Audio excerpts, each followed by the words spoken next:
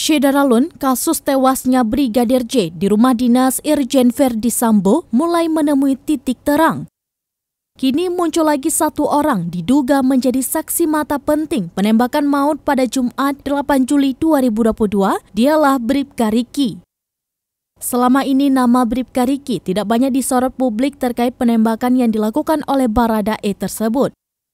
Padahal saat kejadian, Bribka Riki juga berada di rumah dinas tersebut yang berada di Komplek Polri, Duren 3 Utara 1, nomor 46 Jakarta Selatan. Bribka Riki adalah ajudan lainnya dari Verdi Sambo. Saat itu dia berada di ruangan lain yang ada di lantai dasar rumah dinas tersebut.